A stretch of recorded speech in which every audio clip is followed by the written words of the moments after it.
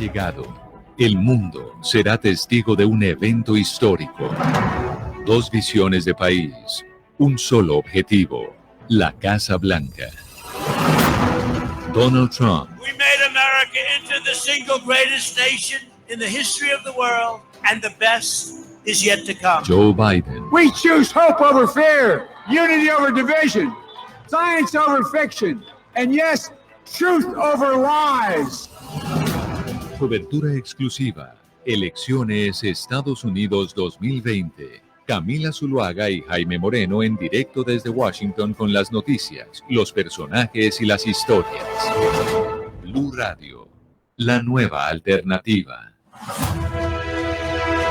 Y sí, seguimos desde Washington, en donde son la 1:16 p.m, haciendo cubrimiento especial de las elecciones presidenciales en los Estados Unidos. Mucha incertidumbre de quién podrá ser el próximo presidente de este país. No se sabe, a pesar de que las encuestas, Jaime, están diciendo muchas cosas. Debido a lo que pasó hace 4 años, la gente sigue siendo muy precavida con lo que pueda decir las encuestas y con vaticinar algún resultado. Muy prudentes todos porque dicen, bueno, pero lo mismo se decía hace 4 años, Hillary Clinton iba ganando y miren lo que pasó. Sin embargo, la diferencia que se puede ver ahora, Camila, es que tal vez el número de personas que se declaraban indecisas en este momento es un poco más bajo y que en este momento también la votación temprana está batiendo un récord impresionante. Le comentaba, por ejemplo, en Texas ya votó más de la totalidad de la gente que votó en el año 2016, es decir, todavía falta que salga, que termine el día de hoy de votación. Y que la gente vote el martes. Y el martes, que es cuando la gente realmente sale a votar en su mayoría. Es decir, la gente el martes vota en la urna. Y antes del martes lo que vota es por correo. Por correo o deposita el tarjetón en un buzón, o también va y lo hace de manera temprana marcándolo en el tarjetón, como lo va a hacer el martes. Pero digamos, lo que se conoce como el voto temprano en Texas terminaría hoy y ya. Hoy ya más personas han votado que la totalidad de la gente de 2016 y todavía falta que la gente salga a votar el martes. Es decir, y Texas es un estado republicano tradicionalmente, pero Biden es muy competitivo, hay prácticamente un empate técnico. Y también estaba leyendo, Jaime, que lo que puede estar pasando en Texas es que mucha gente se mudó para Texas. Demócratas que vivían en otros estados se fueron para Texas y eso podría también estar dándole la vuelta al estado. Parte de la estrategia del Partido Demócrata en esta elección ha sido la de salir a registrar votantes jóvenes, gente que nunca había votado, gente que está votando por primera vez, y eso también lo estamos viendo, por ejemplo, en Arizona, un estado que ganó el presidente Donald Trump hace 4 años y en este momento las encuestas le dan un margen, digamos, bastante amplio al candidato Joe Biden. Hoy tenemos invitados de lujo para hablar de las elecciones en los Estados Unidos, invitados que conocen mucho más que nosotros de cómo se está moviendo la cosa en ese país frente a las elecciones, pero antes vamos a poner canciones que se han movido en medio de esta elección. Y a mí la que más me gustó fue la de Joe Biden, la de la campaña de Joe Biden, que compartió de hecho Michelle Obama en su Twitter, que se llama The Love. Good evening. Ella Baker, a giant of the civil rights movement, left us with this wisdom. Give people light, and they will find the way. Give people light. Those are words for our time. Just a week ago yesterday was the 3rd anniversary of the events in Charlottesville. Close your eyes. Remember what you saw on television. Remember seeing those neo-Nazis. Remember seeing those Klansmen. Remember coming out of fields with lighted torches, veins bulging, spewing the same anti-Semitic bile heard across Europe in the 30s. Remember the violent clash that ensued between those spreading hate and those with the courage to stand against it. Remember what the president said when asked? Y aprovecho con esta canción entonces para saludar a Juan Carlos López, que es periodista colombiano de CNN con más de 30 años de experiencia en Washington. Yo diría, Jaime, que el colombiano que más sabe de la política norteamericana en este país. Juan Carlos es el tipo que más sabe de la política de este país, de la política de Latinoamérica, y está tremendamente informado de la política en Colombia. Juan Carlos, bienvenido, qué placer tenerlo con nosotros, pues para analizar qué nos podemos esperar este fin de semana y sobre todo el martes con las elecciones de Estados Unidos. Muy buenas tardes y muy generosos ustedes con el concepto. Trato de averiguar y trato de analizar y de reportar, pero pero no creo que sea el que más sepa. Pues mire, una contienda a 4 días, a 100 horas de los comicios, que creo se puede decir sin cometer un error, es que va a ser un referendo sobre Donald Trump y sobre su manejo de la pandemia en medio de una campaña que, después de que el mismo Trump resultó enfermo, hospitalizado, ahora insisten que no hay crisis, pero vamos ya por casi 1,000 muertos al día y los contagios superan las cifras de la peor parte de la pandemia, y creo que eso está pesando mucho a la hora de que la gente participe y vote. Entonces, Juan Carlos, nosotros hemos visto las encuestas, todos los días tenemos una encuesta distinta. Aquí en los Estados Unidos, a diferencia de Colombia, no hay restricción para publicar encuestas antes de la elección. Usted sabe que en Colombia creo que es como una semana antes que no se puede publicar ningún tipo de encuesta. ¿Usted cómo las ve? Es decir, ¿podemos decir que estamos tranquilos frente a algún tipo de resultado por lo que vaticinan las encuestas, o usted no se confiaría? Yo no me confío porque hay una lección que dejó el 2016 que es clara, y es que hasta que termine la elección, hasta que cierren las urnas, hasta que se cuenten los votos, no se puede dar por descontado el proceso. Pero un cambio importante cuando uno compara las encuestas de Donald Trump contra Biden, de Donald Trump contra Hillary Clinton, se ve que el porcentaje del margen de diferencia para esta época final es mayor para Biden de lo que era para Clinton. Y hay una frase que es obvia, pero es fundamental para entender este proceso, y es que Hillary Clinton ya no es candidata. Joe Biden no despierta las mismas reacciones a favor o en contra de Hillary Clinton. Hubo muchos demócratas que decidieron no votar porque simplemente no la toleraban. Ese factor ya no está. Y hay otro factor que es, en medio de esta pandemia, lo que vemos por las encuestas, veía un dato que me parece bien interesante. Los jóvenes están participando en cifras históricas. Y si uno ve lo que ocurrió en 2008, cuando Barack Obama llegó a la presidencia, la participación de los jóvenes entre 19 y 25 años fue del 64%. Ese margen es el que se está viendo en este mismo proceso. Está participando gente que no votaba, y si Texas ya votó, como destacaban ustedes, una cifra mayor en voto anticipado a lo que se dio hace 4 años, quiere decir que el resultado no va a ser tan estrecho como anticipamos, pero todos los escenarios están sobre la mesa. Las encuestas de las que estamos siempre muy pendientes son de las de la cadena CNN para la que usted trabaja. ¿Qué ajustes, digamos, en CNN se hicieron con las encuestas que contratan, porque las hacen no ustedes directamente, respecto a la manera en cómo se venía sondeando la opinión hace 4 años y ahora? Es que yo creo, Jaime, que las encuestas de 2016 no se equivocaron. Las encuestas los se equivocaron fueron quienes las interpretaron, los analistas, los periodistas, al leer esa información. Porque si uno mira el voto popular, las encuestas a nivel nacional decían que Hillary Clinton iba a ganar. Y Hillary Clinton obtuvo casi 3 millones de votos más que Donald Trump. Entonces las encuestas nacionales decían lo que pasó. El error estuvo en la interpretación y la falta de hacer encuestas más precisas en los estados y a nivel local, que es donde se da la contienda. Donald Trump hizo eso de manera magistral, entendió que para llegar a los 270 votos del colegio electoral no era solo con el voto popular, fue a estados que no fue Clinton, y vemos que sacó 306 votos de 270 necesarios. Entonces ahí estuvo el error, pero sí veo una diferencia ahora. Primero, en que hay más, se analiza con más juicio lo que dicen las encuestas, se pone más atención a lo que están diciendo los votantes, porque hubo algo que se ignoró en 2016, y es que terminaba la presidencia de Barack Obama, el primer presidente negro en la historia de Estados Unidos, y había un factor claro de que ha sido evidente en el gobierno de Donald Trump, y es que esta es una sociedad polarizada, pero además donde el racismo todavía está presente, y creo que ese fue un factor también para el resultado que vimos en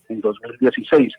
Estamos ahora en un escenario muy distinto, y veremos si le alcanza al presidente Trump, pero en el electorado más grande que hay en Estados Unidos, que es el de las mujeres, ahí no le está yendo bien, y eso no, yo creo que las cifras que ve la campaña y las cifras que vemos en las encuestas muestran, por lo menos desde ahora, que el escenario no es favorable para una reelección. Permítame, Camila, cambiarle la música. Ya escuchamos parte de la versión que es de aquí Black Eyed Peas 2020, pero hay que ponerle alegría a la vida. Y yo creo que esta canción que usted nos trajo no tiene nada que ver con la alegría. a diferencia de la que publicó la campaña del señor Donald Trump, una versión del clásico La Bamba.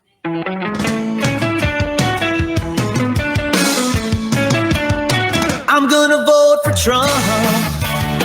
I'm gonna vote for Trump for presidente. Make America great. Make America great for you and me. Ahí arriba y arriba. Ahí arriba y arriba. America, America, America. Yo no soy socialista. Bueno, ahí Ana Cristina, esta puede ser un poquito más pegajosa, ¿no? Y yo no soy socialista. Yo no soy socialista. Tremendo. Pero además, después de lo que se conoció con la publicación del New York Times diciendo que los asesores de Biden, mencionando que podría, en caso de ganar Biden, dejar atrás a Juan Guaidó y llegar a tener una negociación con Maduro, eso me lleva, entre otras cosas, a saludar a otro de nuestros invitados, Antonio de la Cruz, que es analista de tendencias venezolano, que además también es un gran conocedor de la política norteamericana y de esas relaciones con Venezuela. Señor de la Cruz, bienvenido. Muchas gracias, Camila, por la invitación. Bueno, y entonces a usted directamente como venezolano, que ya mi compañero Gonzalo Lázari dijo, bueno, después de conocer lo que publicó el New York Times, creo que en la población venezolana esto puede afectar su voto hacia la campaña de Joe Biden. ¿Usted cree que sí? ¿Y usted sí cree esto, que esta campaña que se ha dicho que es que Joe Biden es el castrochavismo y yo no soy socialista, como menciona este jingle de la campaña de Trump? ¿En qué escenario estamos? Estamos en un escenario donde las elecciones en Estados Unidos se deciden en lo que se conocen como los estados capitales o los swing states.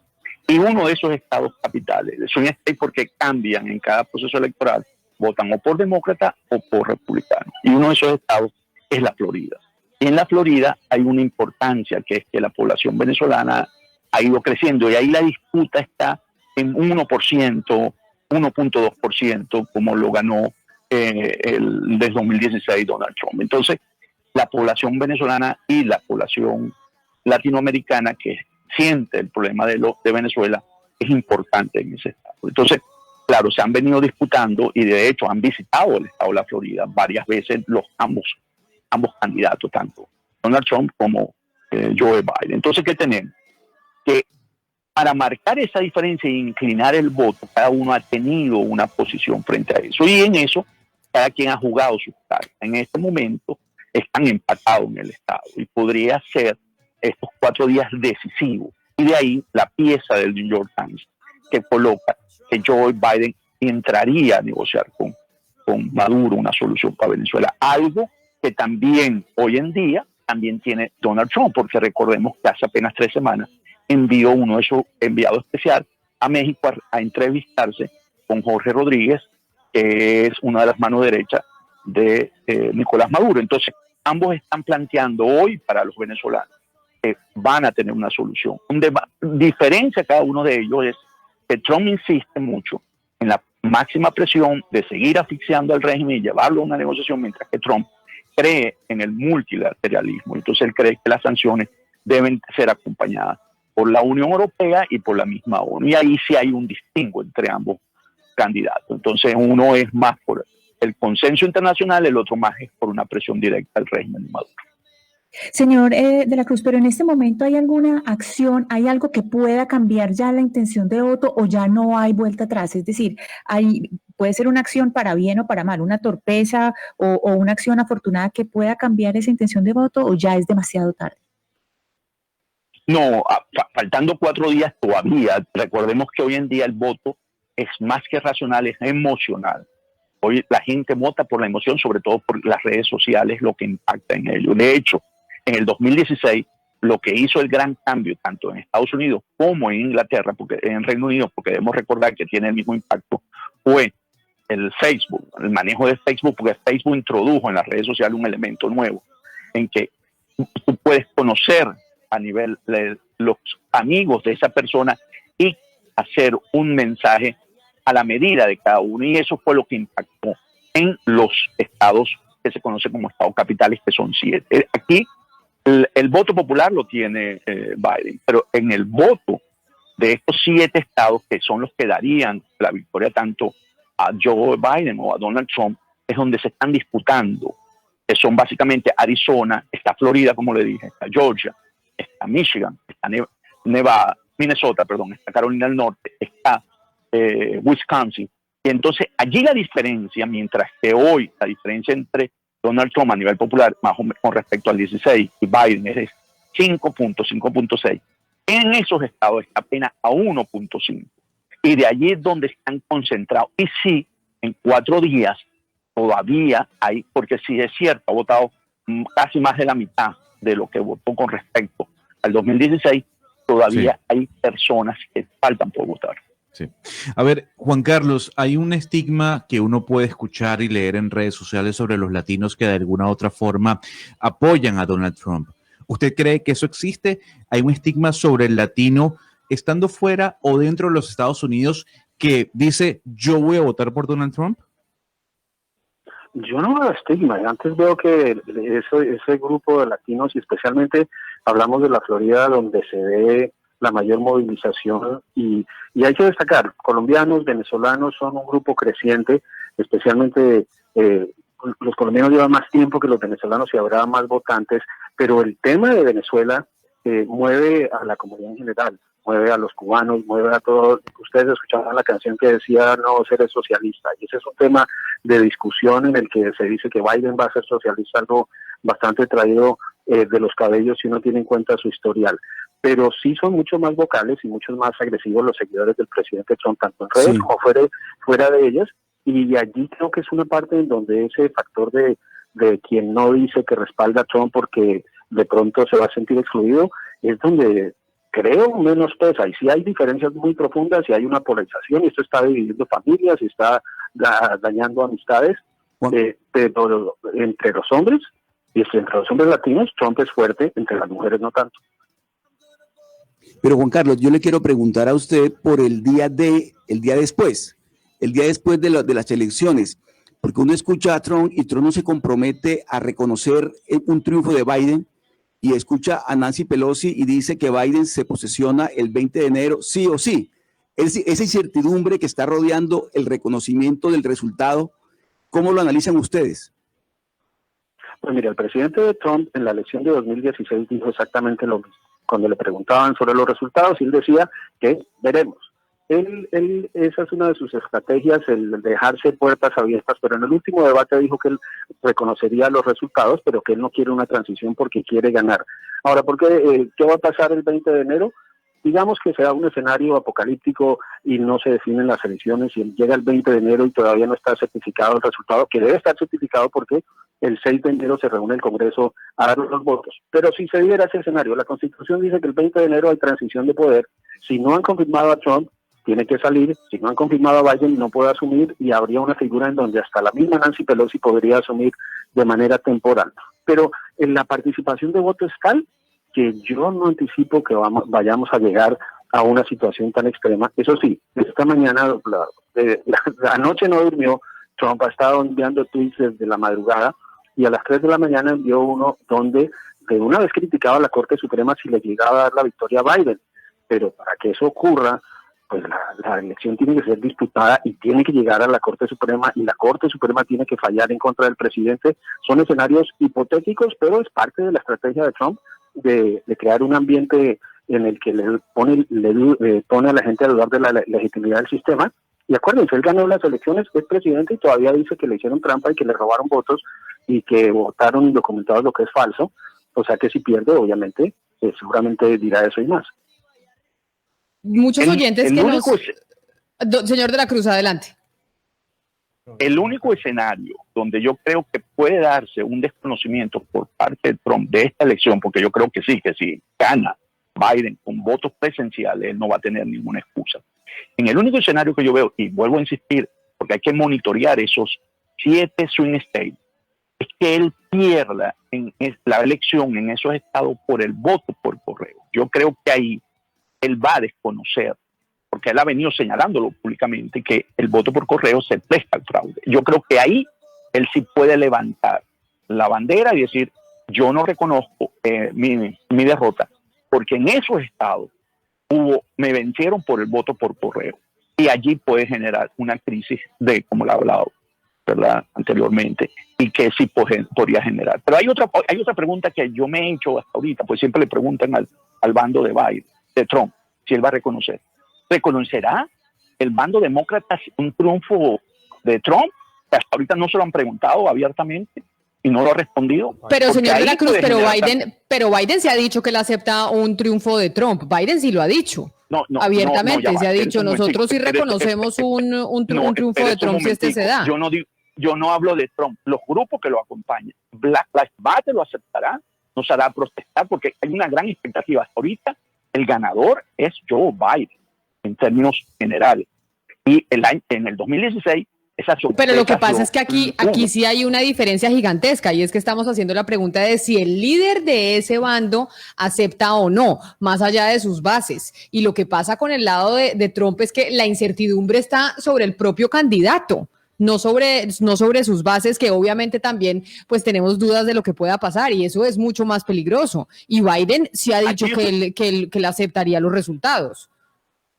Yo no lo tengo registrado. Si usted lo tiene, le agradezco. Pues yo que lo he estado siguiendo, yo no lo tengo registrado públicamente como pregunta y respuesta. Mire, yo quiero preguntarle a los dos sobre los latinos y sobre unas preguntas que nos están haciendo los oyentes que nos están escuchando hasta ahora. Pero antes, Gonzalo, yo le voy a cambiar su bamba de Donald Trump y le voy a poner otra canción de otro latino, porque usted ya sabe que la comunidad latina es muy heterogénea. Se cree que es homogénea en los Estados Unidos, pero no, es muy distinta. Y uno de los digamos, latinos de la comunidad latina en los Estados Unidos precisamente son los puertorriqueños. Entonces le voy a poner una canción de la campaña de Joe Biden que hace Bad Bunny. Antes yo te quería, pero ya no. Tú me gustabas, pero ya no. Yo estaba para ti, pero ya no. Pero ya no. Ey, pero ya no. Ey, ey. Conmigo ya no tiene break. Ey. Yo no quiero de tu amor fake. Ey. Ya no estoy para ti. I'm Joe Biden, and I approve this message. Y ahí entonces viendo cómo Joe Biden aprueba este mensaje de Bad Bunny, cómo se están metiendo con la comunidad latina, la música, etcétera, etcétera. Pero mire, Juan Carlos, me dicen los oyentes desde Colombia, ¿por qué nos interesan las elecciones norteamericanas? ¿Por qué estamos pendientes nosotros de lo que pasa en Estados Unidos? Y realmente, ¿cuál sería el resultado que más le conviene a América Latina, que más le conviene a Colombia en este caso? ¿Un triunfo de Donald Trump o un triunfo de Joe Biden? Esa pregunta es bien compleja. Recuerden esa frase que dice que si Estados Unidos estornuda a la región le da gripe. Y lo que pasa aquí va a reverberar en los países de la región. Venimos con una política exterior del presidente Trump con un mensaje distinto en el que Estados Unidos va primero. Un gobierno que reasumió como válida la doctrina Monroe de América para los americanos, interpretada como que la región es el de control de Estados Unidos y Estados Unidos decide lo que se hace en la región. Y una serie de mensajes que vemos todavía, por ejemplo, el presidente Trump lo prometió y no ha habido cambios significativos en Venezuela. Se anticipaba una intervención militar y nunca hubo esa intención. En el tema con Colombia la relación sigue siendo fuerte, pero donde yo creo que puede haber consecuencias en una victoria de Biden es con esta interferencia que se ha visto de políticos colombianos tomando partido por la campaña de Trump. Yo creo que eso puede tener consecuencias porque hay mucha molestia dentro de la campaña de Biden y en círculos demócratas. Y va a depender de cómo esté no solo Estados Unidos, sino el rumbo que tome la economía mundial, ¿no? Ayer, por ejemplo, se registraba el crecimiento en el tercer trimestre, 7,4%, una cifra histórica, pero cuando se pone en el contexto, el agujero en el que está la economía de Estados Unidos, y de paso la de la región y del mundo, es tan profundo que todavía la economía sigue siendo 3,5% más pequeña que hace un año. Entonces, todos esos factores van a definir, y en el caso de la región, pues, difícil decir si un gobierno u otro será mejor para la región dependiendo de sus intereses en ese momento y de las disputas que tengan para contener la expansión china, la expansión de Irán, la expansión de Rusia, que durante este gobierno no se ha visto reducida, sino más bien se ha visto una mayor presencia. Pero yo creo, Juan Carlos, que a la gente lo que más le interesa es qué va a pasar con la política migratoria de los Estados Unidos en caso de que sea reelegido Trump o que gane Biden. Es decir, el próximo año va a ser bien complejo en materia económica, el país está golpeado por la pandemia, seguramente no se van a recuperar los empleos que se han perdido en el 2021, y en ese caso, ¿qué va a pasar con esas políticas migratorias en cualquiera de los dos casos? Pues en el caso de Trump ya sabemos cuál es su estrategia y sabemos que Steven Miller, su principal asesor en temas de inmigración, prepara una segunda fase de esta política de mano dura. Ya, por ejemplo, la visa H1B, que es la de profesionales, están proponiendo cambiarla, la de personas que contratan las empresas, para que ya no sea para solo los profesionales que necesitan las empresas, sino para solo los profesionales en los cargos de sueldos más altos, para limitarlo aún más. Y ha habido cambios a lo largo y ancho del tema migratorio. Biden promete, y los candidatos prometen hasta ríos cuando ofrecen un puente y no hay río para construirlo encima de, pues todos los candidatos lo hacen, pero Biden dice que le va a dar un estatus de protección temporal a los venezolanos, y que hubiera sido una jugada maestra para cualquier candidato, porque tenemos a miles de venezolanos en el sur de la Florida que necesitan ese beneficio para mejorar su condición, y eso no lo ha dado el gobierno de Trump, porque su política ha sido acabar con esos estatus de protección temporal. Biden también dijo que enviará al Congreso una reforma inmigratoria. Veremos si eso se cumple, ¿no? Es una de sus promesas de campaña. La línea de Trump es muy diferente. Él tiene una percepción de la inmigración a Estados Unidos que busca cambiar el sistema. El sistema hasta ahora es de reunificación familiar. Yo vengo de Colombia, después de cierto tiempo soy residente, luego soy ciudadano y puedo pedir familiares. La propuesta de la Casa Blanca es a un sistema similar al de Canadá, en donde se llega solo por mérito y cumpliendo una serie de requisitos, que es un cambio total del sistema que no se ha podido hacer, pero que marcaría una diferencia profunda a lo que se ha dado hasta el momento. Entonces, entre las promesas de Biden, que volverían más a lo que veíamos desde antes de Trump, sí, a lo que trae Trump, que es más de lo mismo y que se anticipa sea mucho más fuerte en un segundo gobierno. Don Antonio, en el mundo de las ciencias políticas se diferencia lo que se conoce como legitimidad de origen versus legitimidad de ejercicio. La primera, pues, es el respaldo popular en el momento de la elección, que coincide con la legalidad, y la segunda, pues, ciertamente es mucho más variable porque se va dando a lo largo de los 4 años de ejercicio presidencial. En ese contexto, yo le quisiera preguntar si los trumpistas, los seguidores de Donald Trump, pueden, en dado caso de perder las elecciones, hacerle la vida a cuadros, hacerle la vida difícil en el ejercicio de gobierno al señor Joe Biden, o si por el contrario las movilizaciones como que se reducen a el Partido Demócrata o a quienes pues evidentemente odian el ejercicio presidencial de Donald Trump. ¿Los trumpistas tienen la fuerza política para hacerle la vida a cuadros a Joe Biden si este llega a ser presidente? En el escenario de Joe Biden llegar a la presidencia con los resultados que hoy presenta, va a ganar también la Cámara de Senadores. Van a tener las 2 cámaras si ese resultado se mantiene. Entonces, en ese sentido, él va a tener el poder legislativo y el poder ejecutivo. Entonces, para los trumpistas le va a costar mucho hacer una presión para una política en la que Perdón, lo interrumpo porque quizás me expresé mal. No solo el respaldo, obviamente, de las cámaras, Cámara Alta y Cámara Baja y Senado, no. Me refiero a las manifestaciones populares en las ciudades, a manifestaciones, unas violentas, otras pacíficas, pero ciertamente ciudadanas, un poco más silvestres, más genuinas, pero ciertamente impulsadas por partidos políticos como el demócrata en contra de Donald Trump. Eso lo podrían hacer en la práctica y durante 4 años los seguidores de Donald Trump frente a Joe Biden? Precisamente por eso lo ataqué por el legislativo, porque no van a tener músculo para poder activar a los seguidores, porque si bien es cierto, Trump ha secuestrado el Partido Republicano, tiene detractores dentro del Partido Republicano que no están con él. Entonces ese músculo de él básicamente lo concentró en la Corte. Por eso que la Corte Suprema es un elemento importante, porque la manera de proteger los valores que Trump defiende es a través de la Corte. Lo que puede haber es una impugnación de leyes, pero que llegue a la Corte. Entonces allí es donde se puede centrar, pero no veo a una movilización como hemos visto en los 4 años de Donald Trump por parte del pueblo estadounidense para negar las políticas de Joe Biden. No lo veo porque no tiene la misma resonancia ¿ok? Porque Trump no tiene ese espectro político dentro del partido.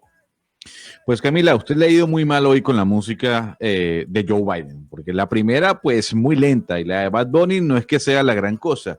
Permítame interrumpir su campaña electoral para ayudarle paso a una canción que estoy seguro que va a poner a bailar a más de uno. Parte de la campaña de Donald Trump dirigida obviamente para los latinos en Florida. Ay, ay, ay, ay, por Dios, yo voy a votar por Donald Trump. La buena vida por Trump. La economía por Trump. Hazlo por tu familia. Latinos por Donald Trump. Ay, ay, Va a ir Gonza con comentarios de oyentes y después entra. yo voy a votar por Donald Trump. Yo voy a votar. Muy bien, ahí está Donald Trump aprobando ese mensaje, esa canción que sin duda alguna está dirigida para los latinos en Miami. Camila, varias personas escribiendo hasta ahora a través de nuestras líneas de comunicación. Por ejemplo, aquí dice Juan Gabriel, lo más probable es que gane Joe Biden. Sin embargo, la división en Estados Unidos va a continuar. La polarización es muy fuerte, así como en Colombia. Por otra parte, Cristina nos dice, voy por Trump. Si yo fuera americana de nacimiento, votaría por Trump porque me gusta a ese señor frentero. Una cosa muy distinta a Joe Biden. Delio comenta, buen día, gane quien gane, Colombia es un aliado arrodillado de los Yankees, así que luego de saber quién gane, seguiremos siendo el patio trasero de ellos. Aquí María Camila nos escribe, Camila, la contienda en los Estados Unidos tiene los mismos componentes de la contienda colombiana. Polarización, discursos de pasillo, falta de propuestas, debates entre un presidente evasor de impuestos y un candidato con líos de relaciones con el gobierno de Rusia. Y así vamos, Camila, diferentes, en este caso, mensajes que nos llegan de los oyentes. Juan Carlos, en Estados Unidos, digamos, el sistema es tan complejo, tiene demasiadas variables y es lo que hemos venido haciendo prácticamente algo de pedagogía durante estas últimas semanas.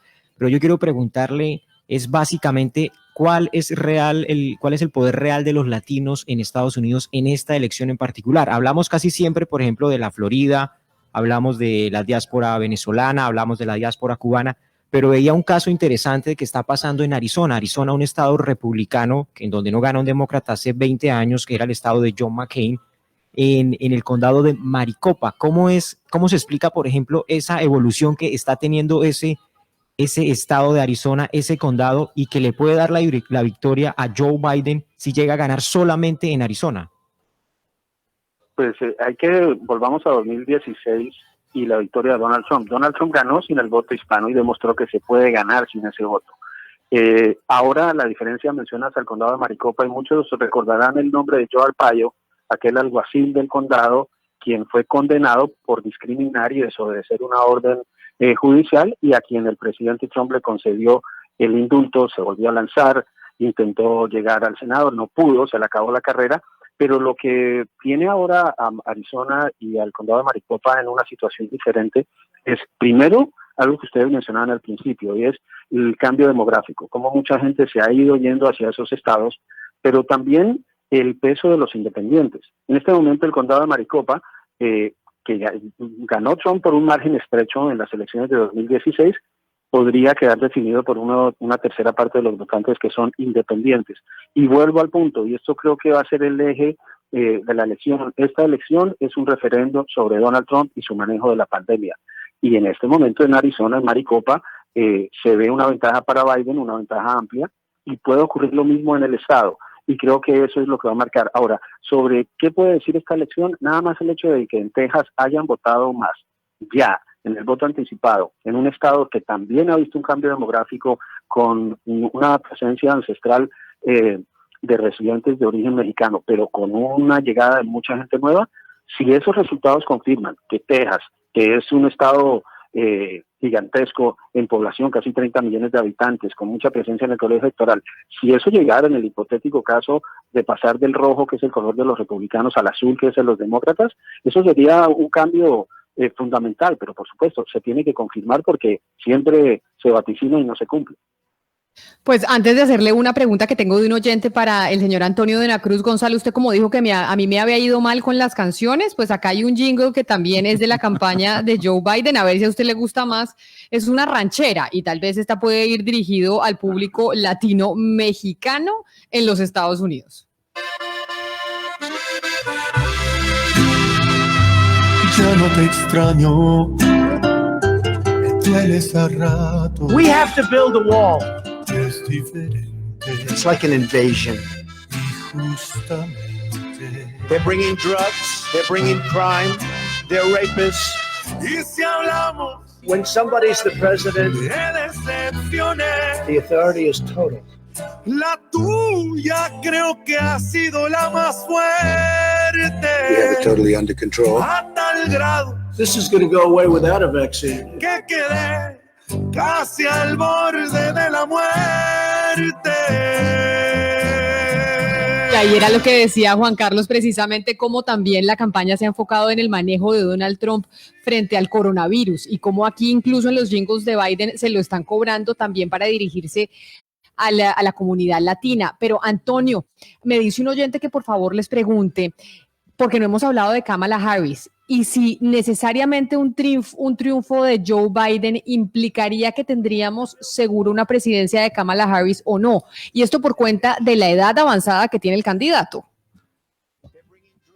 Sí, en términos de lo que se ha conocido del propio Joe Biden, él podría, va a cumplir 78 años ahora, él podría en un momento determinado tener con Kamala Harris un rol mucho más importante que el mismo que ha tenido Pence con el presidente Trump.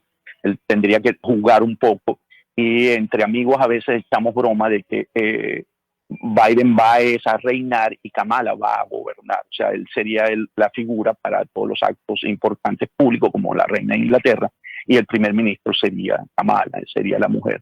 Porque yo lo que veo con esta elección del 2020 es que se va a cerrar un ciclo de esa generación adulta de los Estados Unidos en la presidencia y va a venir un paso de los cuadros jóvenes tanto en el Partido Demócrata como en el Partido Republicano.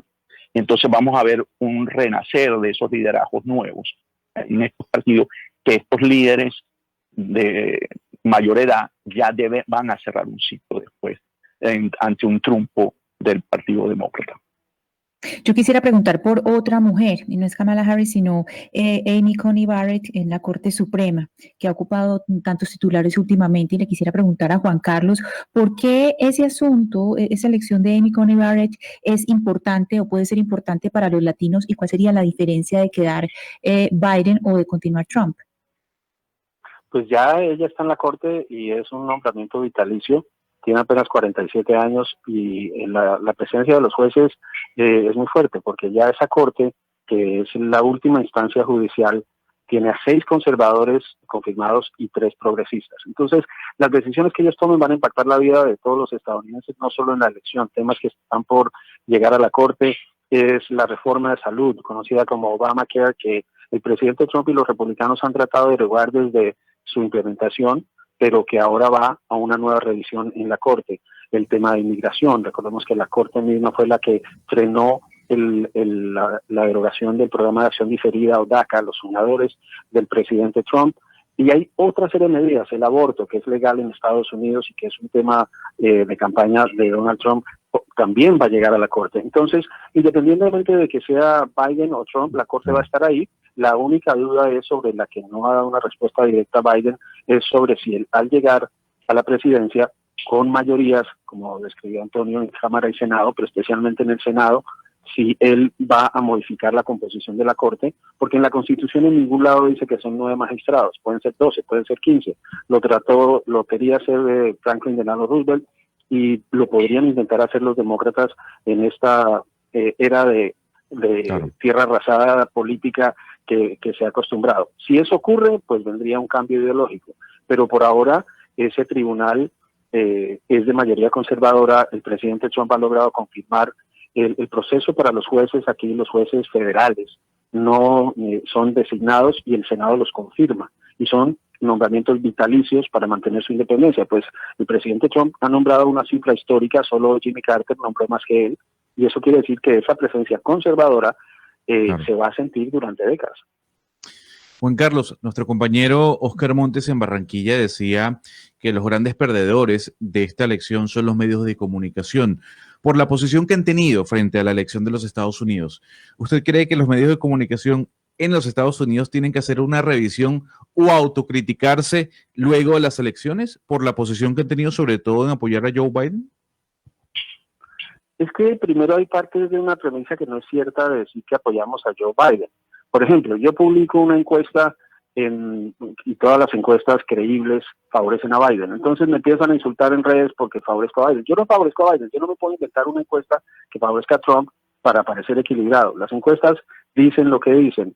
Yo no puedo salir a publicar un escándalo sobre el que yo no puedo verificar, como las denuncias sobre el hijo del ex vicepresidente, si yo no tengo cómo verificarlo. Yo no estoy favoreciendo a Joe Biden, pero yo no me voy a prestar, y es una diferencia importante entre 2020 y 2016.